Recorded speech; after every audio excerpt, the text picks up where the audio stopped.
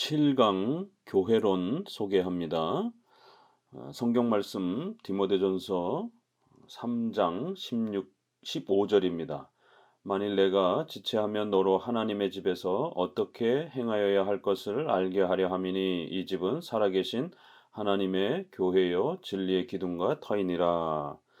성경은 교회를 하나님의 집 이렇게 표현하고 있습니다. 하나님의 교회라고 이렇게 아주 놀라운 표현을 합니다. 교회는 외적으로는 볼품없고 또 이렇게 연약해 보여도 예수 그리스도를 믿는 성도들이 모여서 함께 예배하고 하나님을 섬기는 교회는 하나님의 집이다, 하나님의 교회다라고 하는 이 영광스러운 표현을 합니다.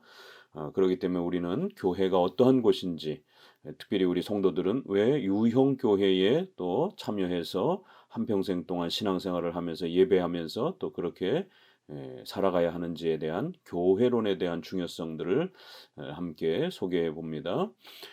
교회는 크게 교회의 본질에 대해서 우리가 먼저 교회의 정의에 대해서 잘 정의를 내려야 됩니다. 오늘날 교회 정의가 잘못되어서 교회를 건물로 생각해서 수천억씩이나 들여서 교회를 짓는 이러한 잘못된 교회의 이런 모습들을 보게 됩니다. 중세 시대의 로마 가톨릭의 이러한 건축의 이러한 역사들이 수백 년 동안 교회 건물을 짓고 그러다가 교회가 타락하고 성도들은 재정적으로 엄청난 고통과 어려움을 겪으면서 교회가 타락했습니다. 이렇게 또 교회를 오늘날은 국가와 어떤 특정 정치의 이념으로 이렇게 자꾸만 적용을 해서 성도들에게 엄청난 또 이러한 정치적 선동에 이렇게 또 참여되어지고 피해를 입는 이러한 심각한 일들을 보게 됩니다. 그래서 교회의 정의를 정확하고 성경적으로 바르게 내려야 됩니다.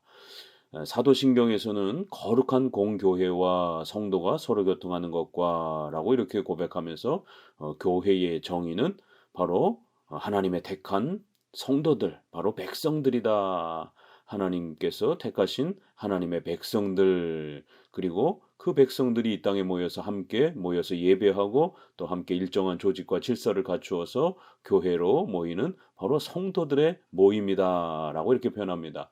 절대로 교회는 건물이나 또 교회는 정치적인 그런 단체가 아님을 명심하셔야 됩니다. 그래서 이것을 우리 장로교에서는 교회의 본질과 정의를 둘로 구별해서 나누어서 설명을 합니다. 무형교회, 유형교회 이렇게 표현합니다. 무형교회, 보이지 않는 그러한 교회로서 하나님의 택한 백성들 이런 뜻입니다. 무형교회는 거룩한 공교회이며 보편적 교회입니다. 우리 신앙 고백서에 사도신경에서는 거룩한 공교회 이렇게 표현되어 있고 웨스민스터에서는 무형교회는 거룩한 공교회이며 보편적 교회다라고 이렇게 표현을 해서 교회란 특수한 사람들이 모이는 그런 특수단체가 되어서는 안 된다. 보편적인 그러한 교회가 되어야 된다. 또 공교회, 하나의 교회다라고 하는 그런 뜻입니다. 예수 그리스도의 몸된 교회는 하나만 존재한다라는 것이에요. 그리스도인들의 그 모든 사람들을 그리스도의 신부로 그렇게 하나의 교회로 보는 것입니다. 그리고 또 하나님께서 선택하신 백성들과 그 자녀들로서 그리스도의 몸이요 신부요 하나님의 특별한 사명을 가진 성도들이다라고 이렇게 예, 고백을 합니다. 특별히 우리 한글 번역에서는 공교회라고 해서 캐톨릭이라는 말이 보편적이라는 표현도 되고 또 공교회, 공무원 할 때 공적이다라고 할 때 공자를 썼습니다. 사적인 모임, 사적인 교회 이렇게 표현하지 않고 공적인 모임 이러한 공자를 써서 공교회 이렇게 표현했습니다. 이것은 캐톨릭의 홀리 캐톨릭 처치라고 하는 사도신경의 번역 거룩한 공교회 이래서 하나님의 택하신 하나님의 백성들 이렇게 보편적 이런 뜻입니다.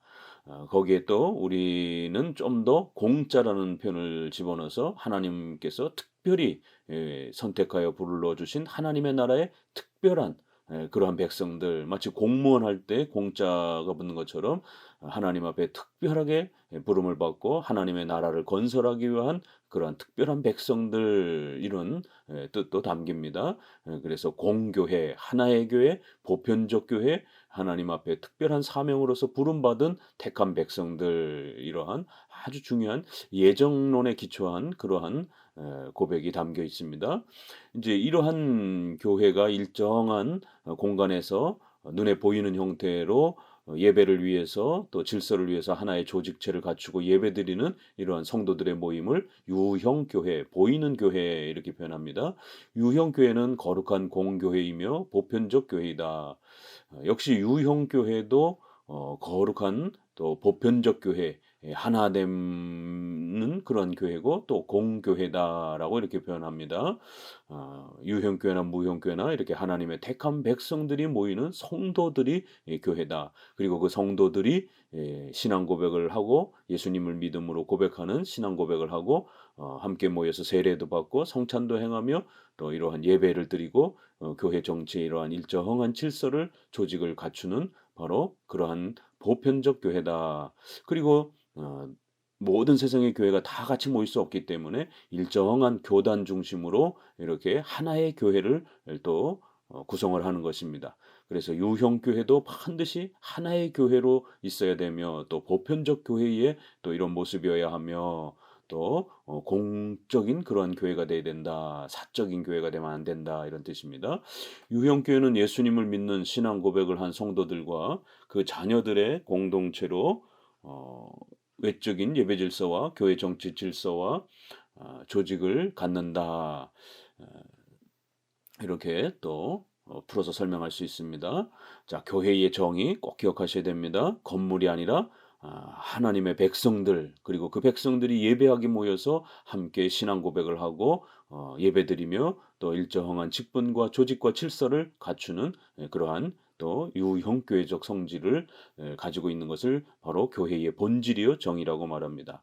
그래서 이러한 교회는 반드시 예배와 교회 정치로서 그렇게 둘로 구별을 할 수가 있습니다. 왜냐하면 교회는 예배드리기 위해서 존재하는 것이기 때문에요.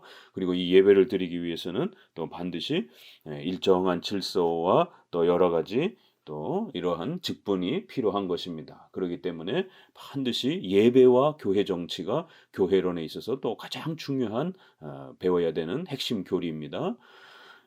이 성경적인 바른 교회를 이해하기 위해서는 적어도 우리가 어떤 교회가 참된 교회인가 교회 정의와 연결해서 교회 정의가 정확해지면 이제 말씀의 순수한 전파, 올바른 성례전, 시행, 신실한 권징 이렇게 해서 적어도 두 가지로 잡기도 하고요. 종교개혁자들은 또 웨스민스터도 두 가지로 잡고 또 조금 다른 신조들에서는 세 가지 권징까지 포함해서 세 가지로 잡기도 합니다. 교회의 3대 표지라 이렇게 말합니다. 반드시 말씀이 가르쳐져야 되는 것이 교회라는 겁니다. 그 말씀을 통해서 신앙 고백을 하고 또 신앙으로 자라가도록 만들어주는 것이 교회이기 때문에 말씀의 바른 전파 그리고 올바른 성례전 시행 신실한 권징. 그렇지만 이제 오늘날 많은 교회들도 설교를 하고 있습니다. 그렇다고 해서 그 설교가 다 올바른 설교가 아니기 때문에 보통 말씀의 순수한 전파 그래서 바르게 성경을 설교해야 된다라는 거예요. 그럼 어떻게 바르게 설교하느냐?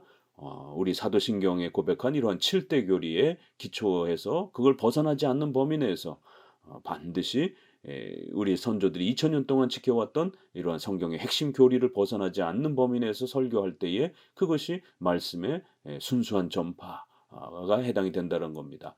또 올바른 성례전의 집행, 로마 카톨릭은 화채설이라고 하는 떡을 진짜 예수님의 몸으로 생각하고 먹는 이러한 비성경적 성례관을 갖고 있습니다. 또 제세례파라든가 이런 데서는 성경은 아무것도 아닌 것처럼 상징적으로만 주장합니다. 그럴 때 성례전은 올바르게 성경적으로 집례돼야 된다라는 거예요. 특별히 우리 성찬은 장로교는 영적 임재설이라고 하는 방식이 가장 성경적인 것으로 그렇게 또 고백을 합니다. 또 신실한 권징 이것은 교회의 법, 그 교단의 법이 정해져 있으면 목사님 마음대로 교회 마음대로 권징하는 게 아니라 교회의 법에 따라서 법대로 바르게 그렇게 신실하게 치리하고 훈계하고 권징을 하면 교회가 건강해져 간다라는 것입니다.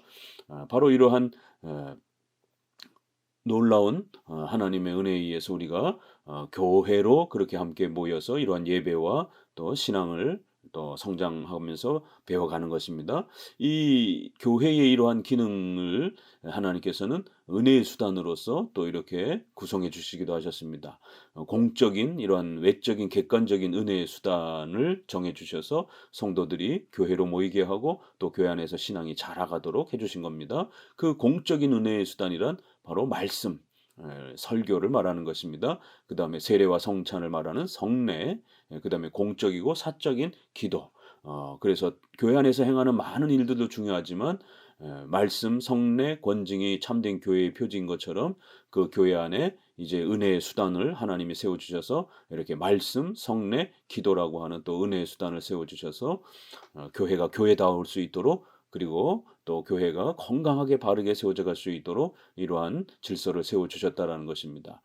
그럴 때 천주교는 이러한 은혜 수단을 교황이 독점하는 사제가 독점하는 이런 수단을 극단적으로 강조하는 이제 이러한 그래서 신앙 없이도 세례만 받으면 구원받는 것처럼 이러한 외형과 형식을 극단적으로 끌고 갔습니다. 반대로 또 신비주의자들은 경건주의자들은 이러한 외적인 교회의 질서와 수단을 무시하고 그저 자신의 종교 체험만 강조하는 또 이러한 치우침이 있습니다. 그래서 성경적인 교회의 본질과 정의는 이렇게 하나님 앞에서 우리의 신앙 고백도 중요하면서 또 하나님이 세워주신 공적인 이러한 신앙의 질서를 우리가 잘 존중하면서 균형을 이루면서 그렇게 또 신앙생활을 해야 하는 것이 가장 건강한 그러한 신앙의 모습인 것입니다. 자, 그래서 이렇게 교회의 본질에 해당이 되고 또 교회의 3대 표지에 해당이 되기도 하고 또 은혜의 수단이 되기도 하는 이제 이러한 말씀과 성례에 대한 부분들을 조금 더 살펴봅니다. 예배에서 이제 이런 말씀과 성례, 기도가 진행이 되기 때문에 예배는 교회의 가장 중요한 의무요, 또 책임이요, 이러한 또 교회가 행해야 될 또 사역의 본질이죠. 자, 공적 예배의 요소는 사도행전 2장 42절에 보게 되면 사도들의 가르침을 따라 떡을 떼고 또 교제하고 기도하기에 전혀 힘썼다 이런 표현이 있는 것처럼 신약에서는 구약적인 그러한 성전 예배라든가 제사 예배를 드리지 않습니다.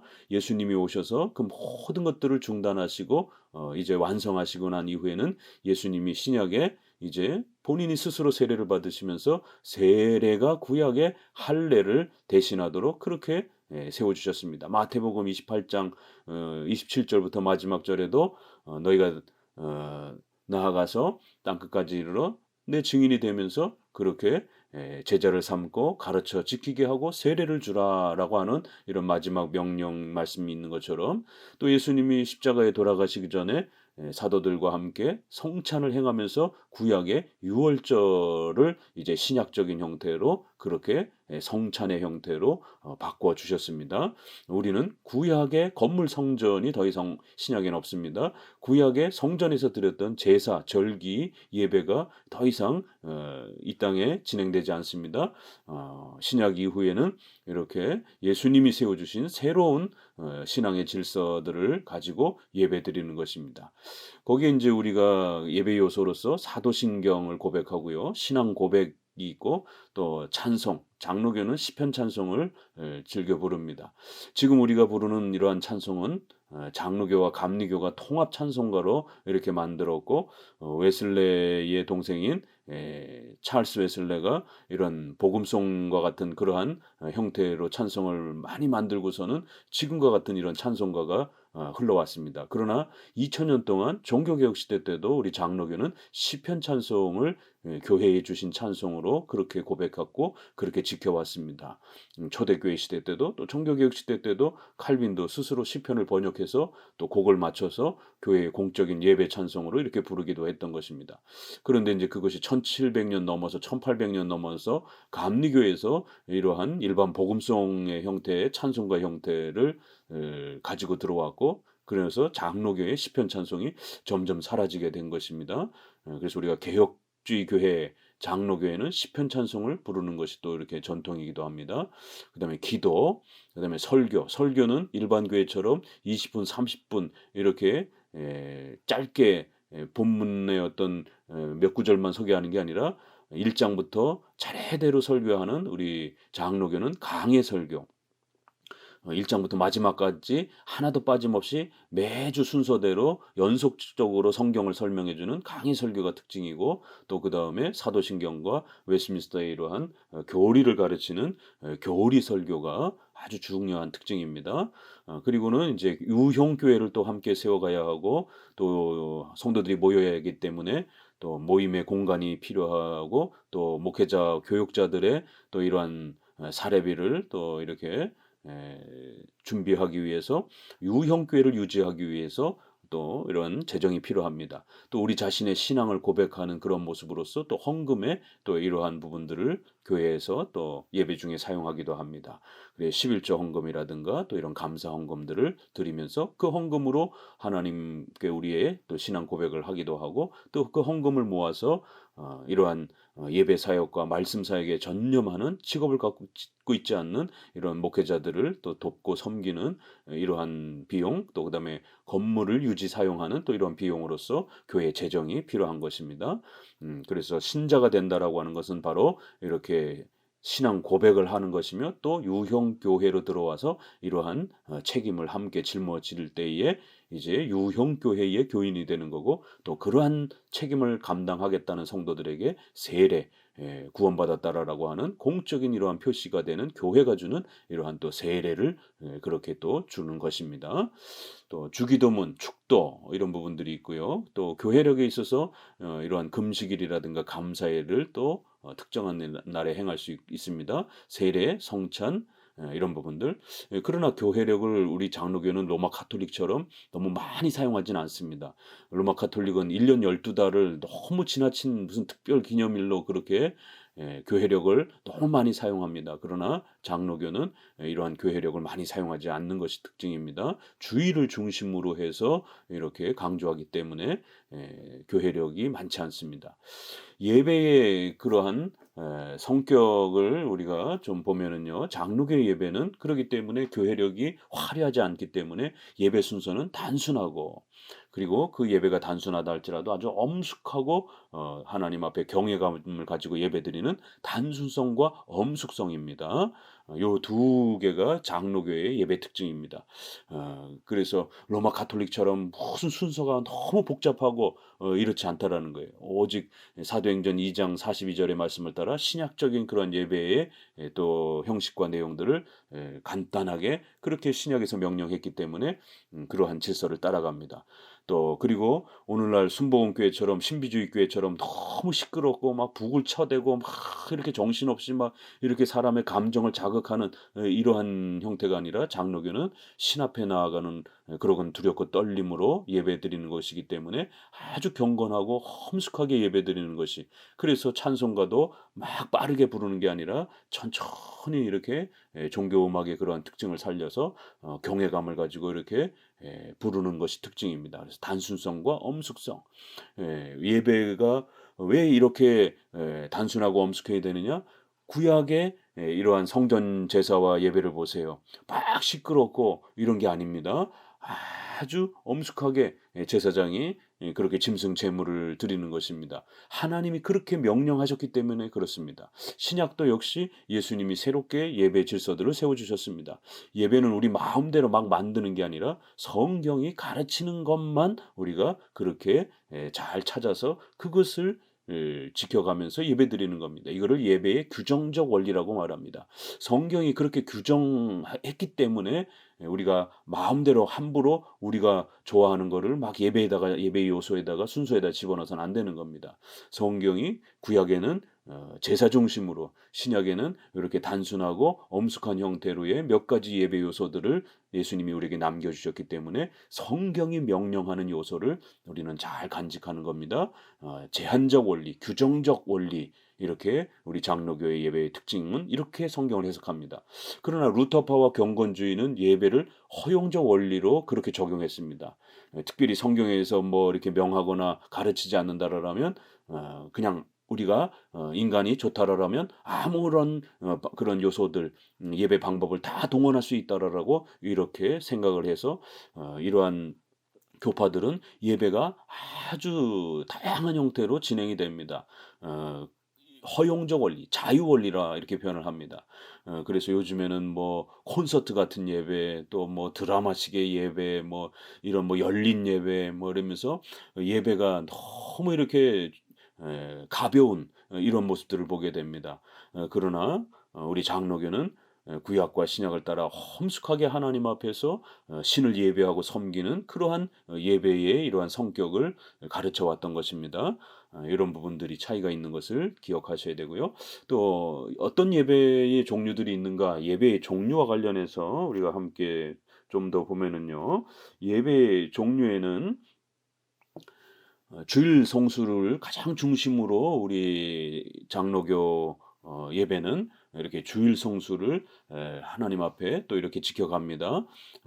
주일은 하나님이 세워주신 그러한 귀한 하나님의 날로 그렇게 고백하는 것입니다. 그래서 일상생활을 금지하고 일상 우리 개인의 이 그런 일들을 중단하고 오직 공적으로 또 예배드리고 사적으로는 또 성경을 읽고 묵상하고 봉사하는 이러한 예배와 관련된 일들을 주일에 하는 것입니다. 그리고 나머지 6일 동안은 우리 자신을 위해서 일을 하도록 그렇게 하나님께서 십계명의 4계명에 명령하신 것입니다. 안식일을 기억하여 거룩히 지키라. 신약에서는 이제 주일을 그렇게 또 우리가 지키는 것입니다. 그래서 주일에는 공적인 이제 오전 예배가 있죠. 그다음에 오후 예배 이렇게 구별이 됩니다. 그래서 오전 예배는 주로 설교, 성경을 가르치는 이런 형태고 오후에는 교리문답이라든가 신앙 고백서를 가르치는 것이 우리 장로교의 아주 주된 핵심적 특징입니다. 오후 예배를 무슨 찬양 예배 요즘엔 이렇게 많이 하고 있지만 오후 예배는 이 성경의 핵심적인 교리를 가르치는 것이 우리 장로교회의 특징입니다. 열심히 교리 공부를 해야 성경을 더 잘 우리가 이해하고 배울 수 있기 때문에 오후에는 정기적으로 반드시 하이델베르그 요리문답이나 소요리문답이라든가 또 신앙 고백서를 교리를 가르치는 것이 특징입니다. 주중에는 수요예배와 금요 기도회라든가 또 새벽 기도회 요거는 이제 하는 데도 있고 안 하는 데도 있고 조금 그 교회마다 선택해서 형편에 따라서 할 수가 있습니다. 또 부서는 주일학교 교육을 위해서 주일학교도 있고 학생회, 청년부 모임, 또 남녀 또 이런 전도회 모임도 있고요. 이제 교회에 오면 새신자 처음 교회로 오게 되면 학습 교인 그래서 한 6개월 정도 기독교를 차근히 배웁니다. 그래서 학습 교인이 자격을 얻습니다. 그리고 나서 이제 한 6개월 동안 또 신앙생활 잘하면 이렇게 세례 문답을 통해서 세례를 받게 됩니다. 그래서 학습 교인, 세례 교인 이렇게 구별되어집니다. 또 다른 교회에서 이렇게 교회를 참석하시게 되면 등록 입교의 이런 또 교육을 받고 또 그 교회에 소속이 되기도 합니다. 자, 예배 종류에는 설교 중심의 이러한 예배가 있고 성례 중심의 예배로 우리 장로교 예배는 둘로 구별이 됩니다. 설교 중심의 예배는 주일 오전에 이런 공적 예배를 말하고요. 설교 중심이기 때문에 보통 일반 교회들은 1시간 정도 이렇게 예배드리지만 우리 장로교는 강해 설교를 하기 때문에 시간이 조금 더 깁니다. 그래서 1시간 반 조금 더 하는 데는 2시간 정도 이렇게 해서 보통 한 1시간 정도를 설교에 온전히 집중합니다. 교회는 성경을 가르치는 것이 가장 중요한 본질이기 때문에 또 성경을 가르치면서 예수님을 예배하고 하나님을 예배하는 것이 가장 중요한 본질이기 때문에 성경을 안 가르치면 교회가 존재할 수 없는 겁니다. 참된 교회의 표지, 말씀의 순수한 전파, 은혜의 수단, 말씀, 앞서서 소개해 드렸죠. 그렇기 때문에 성경을 잠깐 가르치고 다른 거를 하게 되면 그것은 올바른 예배가 아닌 것입니다. 그래야 성경을 가르치는데 더 많은 시간을 할애를 해야 되기 때문에 우리 장로교는 1시간 정도 이렇게 설교를 하고 또 나머지는 찬양이나 기도나 이러한 시간들을 갖습니다. 그리고 성례 중심의 예배, 그래서 세례와 성찬 두 가지를 우리가 성례, 거룩한 교회의 예식 이걸 줄여서 성례 이렇게 표현을 합니다. 자, 세례식이란 물로 우리의 머리에다 이렇게 뿌려주는 이런 교회의 예식인데요. 이것은 예수님의 피로, 예수님의 희생으로, 십자가의 희생으로 우리의 모든 죄가 이제 깨끗하게 되었고 우리가 의롭게 되었다라고 하는, 우리가 거듭났다라고 하는, 중생되었다라고 하는, 하나님의 자녀가 되었다라고 하는 표시와 인침입니다. 그래서 우리가 하나님의 자녀인 것을 교회가 또 이렇게 공적으로 그렇게 또 표시해주고 인쳐주는 것입니다.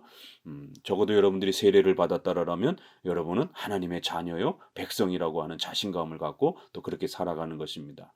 특별히 장로교회는 유아 세례를 줍니다. 침례교라든가 이런 데서는 자기 죄를 스스로 고백하는 사람에게만 세례를 주기 때문에 유아 세례를 부정하고, 유아들은 신앙 고백을 하지 못하기 때문에 유아 세례를 안 줍니다. 그러나 우리 장로교는 예정론 또 은혜 언약, 이러한 교리가 있기 때문에 하나님께서는 그 부모의 신앙 고백을 따라 그 자녀들에게까지 그렇게 또 구원의 은혜를 베풀어 주시는 이러한 언약의 이러한 혜택을 우리가 또 누린다라는 이 은혜 언약과 예정론의 교리가 있기 때문에 유아들이 신앙 고백을 못할지라도 그 하나님의 택한 백성들, 또 그들의 자녀들, 또 그리고 그들의 자녀들에게까지 구원의 언약을 약속하신 하나님의 이 약속이 우리에게 있기 때문에 아이들에게 또 아직 말을 못하는 이러한 만 2세 정도까지의 아이들에게 유아 세례를 줍니다. 그리고 성인 세례가 있고요.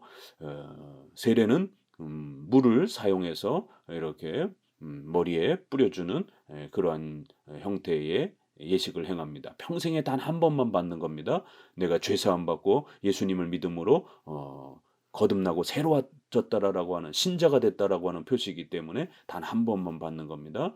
세례에는 물에다 담그는, 침례교처럼 침수가 있고 물을 이렇게 컵에다가 이렇게 해서 붓는 관수가 있고, 우리 장로교처럼 물을 살짝 해서 머리에 뿌리는 이런 적수가 있습니다. 그래서 장로교는 세례의 약식 형태인 이러한 적수 세례를 교회법에서 정하고 있습니다.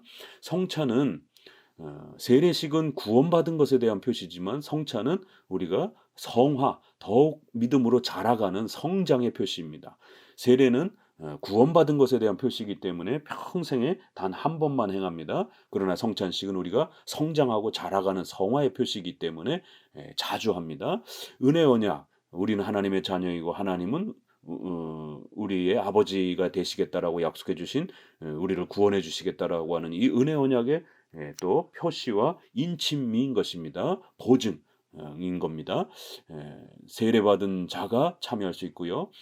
또 등록 입교한 자가 참여할 수 있습니다. 권징받지 않는 자만 참석합니다. 그렇기 때문에 아직 세례를 받지 않은 사람들은 참여할 수가 없습니다. 1년에 자주 행합니다. 매주 행하는 데도 있고 월마다 행하는 데도 있고 격월로 또 분기별로 이렇게 합니다. 떡과 포도주를 사용합니다. 또 영적 임재설이라고 하는 이러한 가르침을 우리가 고백합니다. 그래서 이것은 진짜 예수님의 살과 피가 아니라, 또 성찬은 아무것도 아닌 그런 단순한 상징적 이런 표현이 이런 의미가 아니라 분명히 성찬의 떡과 포도주는 실제로 떡과 포도주예요. 그걸 가지고 우리가 상징적으로 예수님의 살과 피다라고 이렇게 상징적으로 사용하는 것입니다. 그럴 때에 성령 하나님께서 이 성찬에 함께 해주셔서 우리 성도들의 믿음을 사용해서 하셔서 예수 그리스도와 우리가 하나 되고 그 예수님과 교제하는 풍성한 은혜들을 이 성찬식에서 누리게 되고, 또 그런 은혜를 하나님이 부어주시겠다라고 하는 영적 임재설, 성령의 은혜, 또 우리 성도들의 믿음을 사용해서 예수님과 만난다. 그래서 이것을 영적 임재설이다 이렇게 표현합니다. 로마 가톨릭은 사제들의 기도에 의해서 떡이 진짜 예수님의 살과 피로 바뀌는 것처럼 이걸 화채라 이렇게 표현을 합니다. 루터파도 약간 비슷하게 이렇게 공제설을 이렇게 주장하는데 우리 장로교에서는 이걸 거부합니다. 자, 마지막으로는 이런 예배를 드리기 위해서는 일정한 질서가 있어야 되기 때문에 이제 교회 정치를 잘 이해해야 됩니다. 교회 정치는 혼자서 다스리는 감독 정치가 있습니다. 로마 가톨릭과 같은, 감리교와 같은. 그러나 또 회중 전체가 개교회가 자유롭게 다스리는 회중 정치, 독립파 침례교와 같은 이러한 정치가 있습니다. 그러나 우리 장로교회는 목사님과 장로, 장로들이 교회의 대표자들이 교회의 정치를 행하는 다스리고 통치하는 행위를 교회 대표들이 행한다. 장로들이 행한다. 그래서 목사와 장로로 구성된 바로 당회가 이 장로회를 구성을 해서 교회를 다스려가는 겁니다. 그래서 우리가 장로회 정치다 이렇게 표현합니다. 성경에서 말하고 있는 정치는 이렇게 장로의 정치로서 고백하는 것입니다. 장로의 정치는 가장 중요한 것은 바로 목사와 장로들에 의한 정치, 이게 혼자 하는 게 아니라 여러 지도자들이 함께 교회를 다스려 간다라는 거예요. 또 그 여러 사람들이 모이기 때문에 두 번째는 반드시 그 당회원들이 평등하게 서로 대화를 하고 논의를 하는 겁니다. 세 번째로는 개교회만 있어서는 안 되고 또 여러 교회들이 함께 모여서 회의하고 또 교회법을 정하고 또 이런 여러 가지 이단의 문제라든가 이런 부분들을 또 이렇게 서로 논의하는 겁니다. 그래서 이거를 당회, 노회, 총회라고 이렇게 표현을 합니다. 당회는 교회를 말하는 것이고 그런 당회가 여럿이 더 다른 교회가 모이게 되면 또 대표자들이 모이면 노회라고 말하고 그 노회가 또 여러 개가 모이면 총회라 이렇게 표현을 합니다. 그래서 목회자가 실수할 수 있는 것, 장로가 실수할 수 있는 것 이런 부분들을 계속 상호 견제하면서 실수를 줄이면서 더욱 객관적으로 하나님의 말씀을 해석하고 또 이단의 문제를 대처하고 또 교회를 다스리는데 더욱더 균형이 있도록 그렇게 견제 장치가 잘 마련되어 있는 것이 바로 장로 정치인 것입니다. 이 부분을 다시 한번 세 가지 장로 정치 원리가 되려면 장로들에 의한 정치, 당회원의 평등성, 그리고 단계별로 당회, 노회, 총회라고 하는 이러한 회의체에 의한 정치. 그래서 반드시 노회나 총회는 교회법적으로 반드시 의무적으로 종속되고 연합돼야 된다. 협의를 해도 되고 안 해도 되고 의논을 해도 되고 안 해도 되고 이렇게 되면 자유정치가 됩니다. 독립화 정치가 됩니다. 우리 장로교는 반드시 이 회의들이 서로 법적으로 그렇게 서로 의무적으로 연합하고 묶여서 함께 의논하면서 교회를 다스려가는 것이 바로 장로 정치인 것입니다. 개교회의 이러한 회의는 목사와 장로가 당회를 이렇게 구성하는 거고요. 또 재직회는 당회 안수집사님 또 이렇게 서리집사 이런 교회 직분자들이 모여서 교회 회의를 합니다. 공동의회는 세례받은 전체 성도들이 함께 또 의논을 합니다. 교회의 직분에는 목사, 장로 또 목사님이 되기 전 강도사, 전도사 이런 분들이 있고요. 또 그다음에 안수 집사님이 있고요. 또 1년에 한 번씩 이렇게 직분을 받는 서리 집사, 그리고 주일학교 교사라든가 또 여성도들을 돌보는 이러한 권사님이 계시고 또 각 소모임을 이렇게 돌보는 구역장이나 또 이렇게 권찰 이런 분들이 직분을 받습니다. 자, 오늘은 교회론, 특별히 우리 장로교회는 어떤 모습인가를 이렇게 교회의 본질, 그다음에 예배, 또 교회의 정치 이렇게 크게 세 가지로 나누어서 우리 장로교회는 어떻게 구성되고 어떻게 또 이렇게 그 질서를 가지고 있는지 소개를 드렸습니다. 감사합니다.